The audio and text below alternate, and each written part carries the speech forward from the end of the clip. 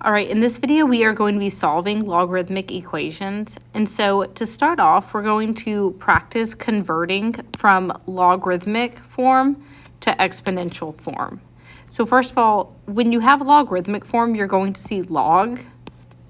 And when you have exponential form, you're going to see an exponent. Okay, and so for logarithmic form, I can see the base is 3 to the 4th power equals 81.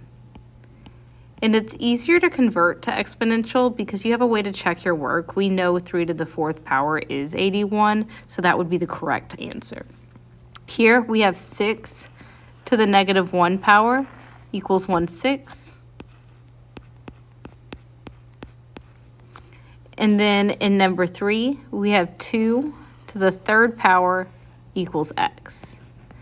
And so this one has a variable in it, x, and essentially we just solved for what x is. It says x equals 2 to the 3rd, which is 8.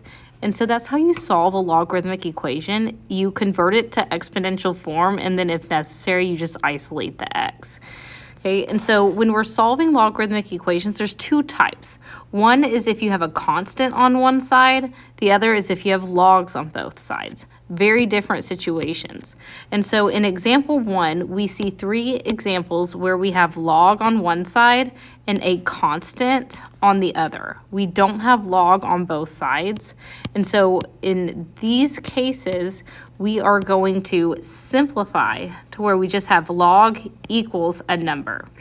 Once we have that situation, we're going to convert it to exponential form and then solve the resulting equation. And then for these, we do have to check for extraneous solutions. Okay, and so for logs, you cannot take the log of a negative. And so this has to be positive.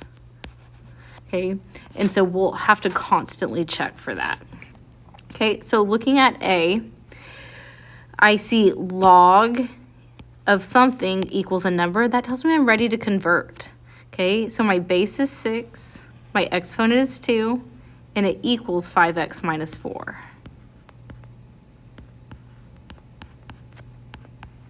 Okay, and so 6 squared is 36, and so we're really just solving a linear equation at this point. We would add 4 to both sides, and then divide by 5. Okay, and so 40 divided by 5 is 8, and so x equals 8. Now what you want to do with that is before you commit, plug it back into the original expression and just make sure that your argument of the log is positive. That becomes 40 minus 4, which of course is positive. And so this works. It's really quick to check these for extraneous solutions. And so x equals 8 would be your final answer. Okay, for this next one, we are not ready to convert. We have this 4 outside. And so one way is to put the 4 inside as the exponent. But if we have a constant on the other side, let's just divide both sides by that multiplier. Get rid of it. We don't want to make this harder than necessary. So isolate your log. And then this is where a lot of people get stuck. Usually when you're stuck, that means you're ready to convert. And so I see 5 to the power of 2 equals x. 5 to the power of 2 equals x. We know 5 squared is 25. And then, of course, if I plug in that 25, we have a positive argument for our log. And so x equals 25 would be our final answer. Okay, here I've got 2 logs, which is why we needed to learn the properties of logs. We know when we see subtraction outside the log, when I condense, I'm going to have a fraction bar. The x would be on bottom and the 5x squared would be on top. And then 5x squared over x, we can simplify that. One of the x's would cancel and just leave us with a 5x. Okay, now I have log of something equals a number. We're ready to convert. And so 7 to the 3rd power equals 5x. 7 to the 3rd power equals 5x. 7 cubed is 343. And then if we divide by 5, that's as simple as it gets. And so x equals 343 over 5. that's positive, and if I were to plug it into x squared in x, it would give us a positive argument, and so that would be our final answer. All right, so in these next examples, we are seeing log on both sides. Log equals log, log equals log, log equals log. Completely different set of examples, which is why we are separating the cases. Okay, so when you have log on both sides, you want to simplify it to where you have 1 log is equal to 1 log. Okay, and then in that case, their arguments are going to have to be equal. You're going to have the same base, otherwise it's a trick question. And so then you just set the arguments equal to each other, and that equation could be quadratic, it could be rational, and so you're just going to solve that resulting equation and then once again check for extraneous solutions. Okay, the argument of the log has to be positive. It can't be 0, it can't be negative, it has to be positive. Okay, and so looking at this first example, I don't have log equals log because of this 2. If I had a number over here, I could divide both sides by 2, but here dividing both sides by 2 just moves the problem to the other side. And so here we have to use our property to put 2 as the exponent. We need everything inside the logs for these examples.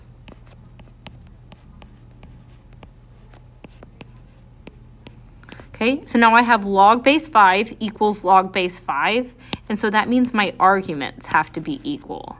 Okay, and so that means x squared equals 3 to the 4th. And then 3 to the 4th is 81. And then now if you remember your square root property, that means x equals the positive negative square root of 81, which simplifies to positive negative 9. But honestly, if you forgot the positive or negative, you'd actually be in better shape, because if I plug in negative 9, my argument for this log would be negative, and so negative 9 ends up being extraneous. Okay, and so my possible solutions are x equals 9 and x equals negative 9, but this negative 9 is an extraneous solution. Okay, and so a way this could be asked on a quiz or test is which of the following is the extraneous solution, and you would say negative 9. The only actual solution is x equals positive 9. Okay, looking at number 2, we're not ready, and a lot of students want to just start canceling logs right away. You are not ready to do that until you have 1 log equal to 1 log. Okay, so the first thing we have to do is condense the left side. And because we have a plus sign, that means we're going to have multiplication inside.